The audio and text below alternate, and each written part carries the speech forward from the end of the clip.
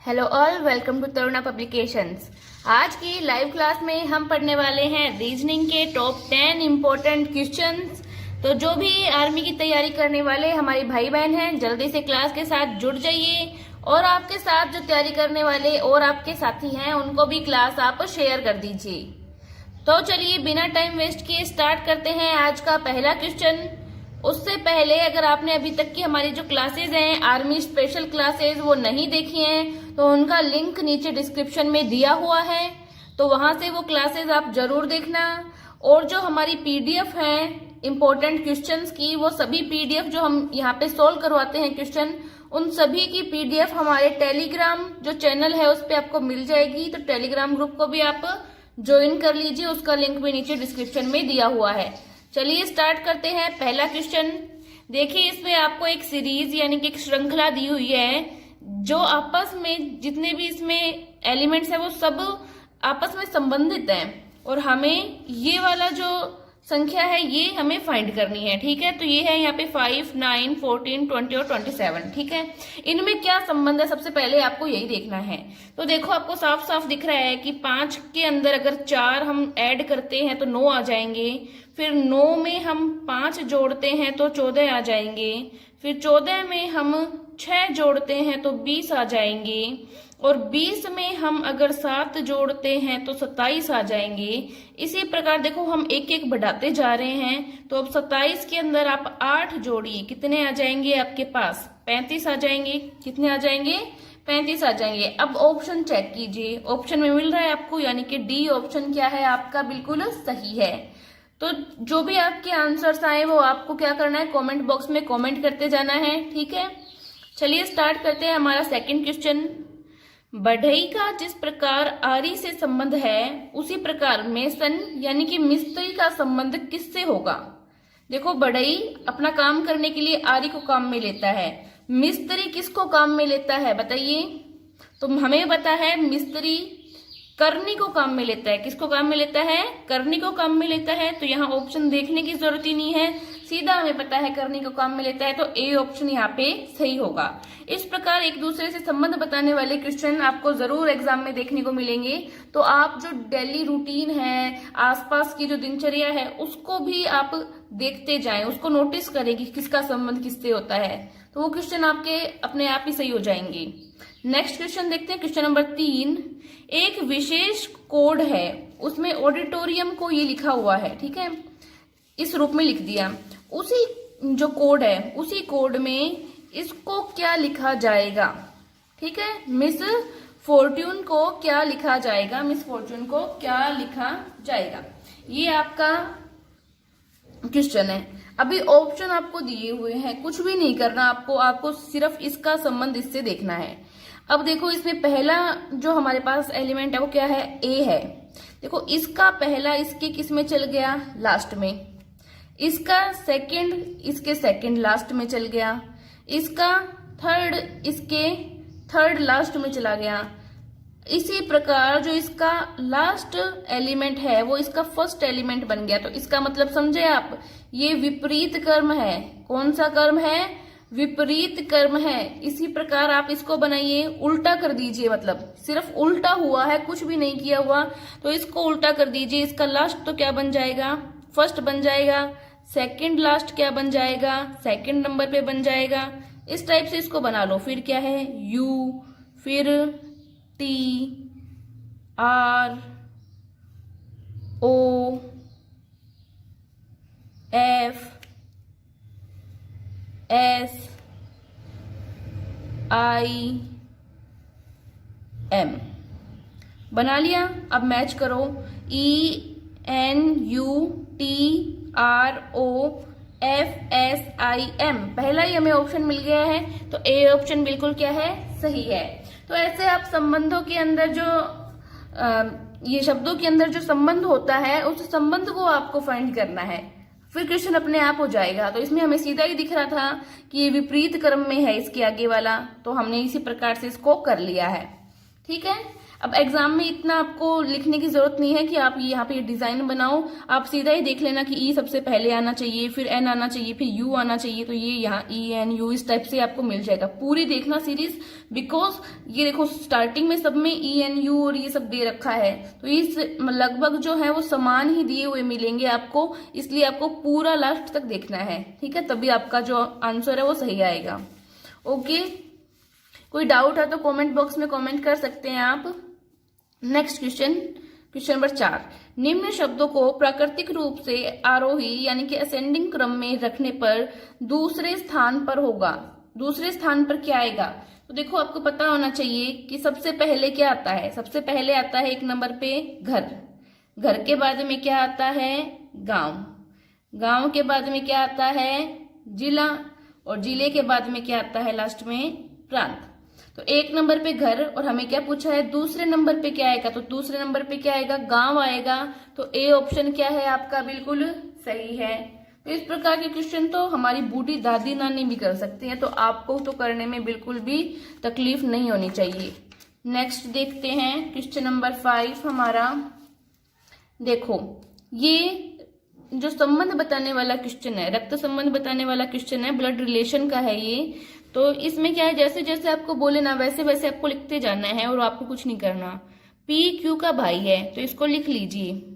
P किसका भाई है? क्यू का। यहाँ पे पी लिखा और यहाँ पे क्या लिख लिया? भाई लिख लिया, ठीक है, पी क्यू का भाई हो गया। आगे क्या बोल रहा है? आर क्यू की माँ है। क्यू यहाँ पे है, अब यहाँ पे क्या लिख दो? आर क्या है? माँ है क्यू की। अब देखो क्यू का भाई पी है और क्यू की माँ आर है, तो ये माँ पी की भी तो होगी, तो मतलब पी की भी माँ है आर। समझ गए? ये भाई इसका है तो इसकी माँ ये है, तो इसकी माँ भी यही होगी। समझ गए ना? अब देखो आगे क्या बोल रहा है, ये एस आर का पिता है। एस क्या है? आर का पिता, तो यहाँ पे लिख लीजिए एस के नीचे पिता, ठीक है। आगे क्या बोल रहा है? टी एस की पत्नी है। अब यहाँ पे कीजिए आप टी, और ये क्या है? पत्नी किसकी? एस की। अब क्या पूछा है इसने हमसे? टी का पी से क्या संबंध है? टी का पी से क्या संबंध है, ये इसने हमें पूछा है। आर जो है वो पी की माँ है, और आर का पिता कौन है? एस। तो एस पी का क्या हो गया? नाना हो गया। और एस की पत्नी कौन है? टी है, यानी कि टी क्या हो गई? नानी हो गई पी की। समझ गए आप? तो किसी का किसी से भी संबंध पूछे, वो हमने सारे संबंध निकाल लिए हैं, तो टी क्या हो गई? पी की नानी हो गई। तो ऑप्शन नंबर बी यहाँ पे हमारा सही होगा। बिल्कुल भी टाइम नहीं लगना चाहिए आपको, मैंने अच्छे से बना के समझा दिया है, और आप खुद पे लेके भी समझ सकते हैं इन क्वेश्चंस को, खुद पे लेके भी समझ सकते हैं, ठीक है। तो आपका जल्दी क्वेश्चन हो जाएगा, और बाकी इस तरह से तो मैंने बता ही दिया है। नेक्स्ट क्वेश्चन चलते हैं। अभिषेक अपने घर से 4 किलोमीटर उत्तर दिशा में चलता है, ठीक है, जो भी बोले वो करना है। ये मान लीजिए कौन है? अभिषेक है, ठीक है। ये अभिषेक का क्या है? घर बना लीजिए, घर है, बनाना नहीं है आपको, बस मैं समझाने के लिए बता रही हूँ। तो अभिषेक अपने घर से कहाँ गया? उत्तर दिशा में गया, तो ये उत्तर दिशा में गया। कितने किलोमीटर? 4 किलोमीटर, ठीक है, चला गया उत्तर दिशा में। अब क्या करता है? फिर ठीक दाहिने मुड़ता है, तो ठीक दाहिने मोड़ दो, कितना चलाना है? 3 किलोमीटर, ठीक है। ठीक दाहिने मुड़कर वो कितना चला? 3 किलोमीटर, मान लिया 3 किलोमीटर चला। फिर वापस दाहिने मुड़ा और 4 किलोमीटर चला। अब वापस इसको दाहिने मोड़ो और वापस कितना चलाओ? 4 किलोमीटर चला दो, ठीक है। अब क्या पूछ रहा है? वह अपने घर से किस दिशा में है? अब यहाँ पे उसका घर है, और लास्ट उसका पॉइंट क्या है? ये है लास्ट पॉइंट, ये उसका लास्ट पॉइंट है, ठीक है। अब क्या बताना है? घर से किस दिशा में है। देखो दिशाएं आपको पता होनी चाहिए, इधर होती है उत्तर, यहाँ होती है दक्षिण, यहाँ होती है पूर्व, और यहाँ होती है पश्चिम। अब वो अपने घर से इस दिशा में है, मतलब कौन सी दिशा है? इधर पूर्व, तो वो किस दिशा में है? अपने घर से पूर्व दिशा में है। तो आंसर क्या आ जाएगा? बी आ जाएगा। देखो इसी क्वेश्चन में वो ऐसे भी पूछ सकता है कि वह अपने घर से कितनी दूरी पर है। तो देखो ये दूरी कितनी है बीच में? 3 किलोमीटर, तो वो कितनी दूरी पर है? 3 किलोमीटर दूरी पर है। ये भी पूछा जा सकता है आपको, तो आपको पता होना चाहिए। नेक्स्ट क्वेश्चन देखते हैं, क्वेश्चन नंबर 7। देखो यहाँ पे एक शब्द दिया हुआ है हमें, इसके अक्षरों से एक अनाज का नाम बनता है। उस अनाज के नाम का जो प्रथम अक्षर है, जो फर्स्ट लेटर होगा, वो आपको क्या करना है, बताना है। ठीक है, ऑप्शंस हमें यहाँ पे दिए हुए हैं। तो इन शब्दों से पहले दिमाग लगाओ कि क्या अनाज का नाम बन सकता है। तो देखो मैं सोचती हूँ यहाँ पे मैं WHEAT वीट लिखती हूँ इसको। वीट यानी कि गेहूं, जो कि एक अनाज होता है, तो वो वर्ड मुझे मिल जाएगा। ठीक है, तो इसमें मैं प्रथम अक्षर देखूंगी, वो क्या है, W है। W मुझे यहाँ ऑप्शन में मिल रहा है, मतलब मेरा C ऑप्शन क्या है, सही है। किस किस का सही ऑप्शन आया है वो मुझे कमेंट करके जल्दी से बताइए, किस किस का सही आंसर आया है। चलिए नेक्स्ट क्वेश्चन देखते हैं। काफी लोगों के सही जवाब आ रहे हैं, वेरी गुड। नेक्स्ट क्वेश्चन पे आते हैं, क्वेश्चन नंबर 8। देखिए, सार्थक क्रम में लिखना है आपको। यहाँ पे कुछ आपको शब्द दिए हुए हैं, ठीक है, उनको सार्थक क्रम में लिखना है। सबसे पहले क्या है, फसल है, जड़, तना, बीज, फूल, ये है। आपको पता होना चाहिए। देखिए सबसे पहले हम क्या करते हैं, बीज डालते हैं, तो 1 नंबर पे क्या आना चाहिए, बीज आना चाहिए। ठीक है, फिर 2 नंबर पे क्या, बीज से क्या बनती है, धीरे धीरे जड़ें बनती है ना, तो बीज के बाद में क्या आनी चाहिए, जड़ें आनी चाहिए 2 नंबर पे। फिर जड़ के बाद में क्या बनता है, तना बनता है, तो 3 नंबर पे क्या आना चाहिए, तना आना चाहिए। तने आने के बाद में क्या लगते हैं, फूल लगते हैं, तो 4 नंबर पे फूल आने चाहिए। फिर लास्ट में वो बहुत सारी पौधे बन जाते हैं, तो वो क्या बन जाती है, फसल बन जाती है। तो फिर 5 नंबर पे क्या आनी चाहिए, फसल आनी चाहिए। देखिए फसल क्या होती है, ये 8th क्लास के अंदर परिभाषा भी दी हुई है, इसकी पूरा एक चैप्टर है। तो एक ही प्रकार के पौधे को बहुत बड़े क्षेत्र पे उगाना, वो फसल कहलाती है। ठीक है, तो इस तरह से हमने ये बना लिया है। तो इसको लिख लेते हैं हम यहाँ पे, बीज, जड़, तना, फूल और फसल। ठीक है, तो ऑप्शन देखिए, सबसे पहले कौन सा आना चाहिए, बीज वाला 4 नंबर वाला।